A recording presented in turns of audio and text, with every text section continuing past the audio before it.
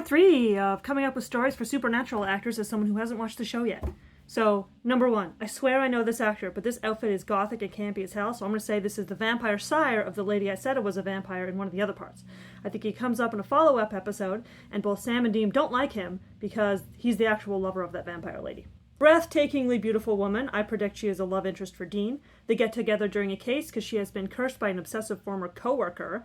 Dean helps her get rid of the curse, and then they share a passionate night together, but she's a notch in his bedpost, not the other way around. She is powerful, and I love her.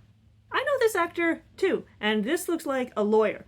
He gets involved with their cast because they end up in legal trouble, but when he brings on people to try and do character assassination, it completely fails because everyone gives such nice things about Dean, and it ends up kind of like a ship in a bottle episode.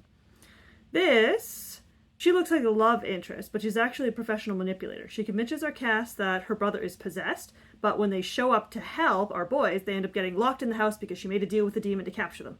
Lizard Man over here is the prime suspect in a series of bizarre murders where scales are found near the bodies, but he's actually being framed by the bad guy. I know I use that a lot, but it's a very common trope. Sam and Dean nearly end up shoving this poor man into a cauldron of boiling metal at the factory where he works, but save him just in time.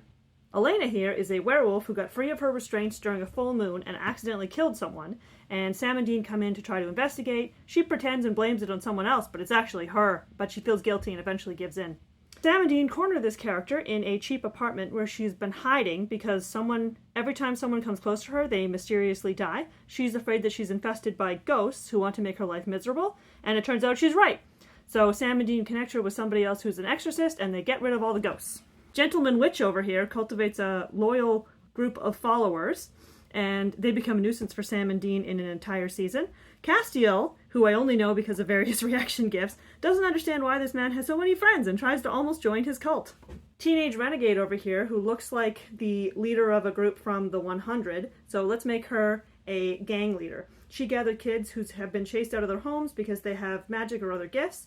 They work as a criminal unit, but mostly just so they can eat and avoid being captured and returned to their terrible homes. Here's another henchman. Let's call him a magic user who uses his power to give himself excellent luck. He gets in trouble when a series of misfortunes are reported in the news because he has been overusing his power. He gets captured and returned home. Oh, accidentally falls off a cliff. Whatever, doesn't matter. This character has a beer, and she looks very happy. So I don't think she's evil. I think she's the daughter of whoever owns this bar, and she's got a crush on one of the boys.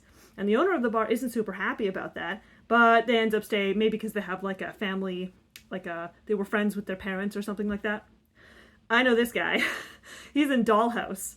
I like him as a cop because he looks a little undercover here. So let's say Sam and Dean end up involved with this guy because they need to infiltrate a group, and they accidentally reveal him, and oh no, my undercover has been whatever the word is for when you lose your cover.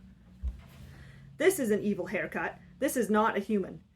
She is a shapeshifter of some kind, but when she joins the main cast, the boys don't know about her. She keeps it a secret and becomes close to them because she's afraid that they won't like her anymore when they find out. Eventually it comes out, but she's like a red herring, so everyone thinks she's evil, but turns out she's just a shifter and she didn't want them to know the truth. This is the terrible lead of the HOA who sends you passive-aggressive letters.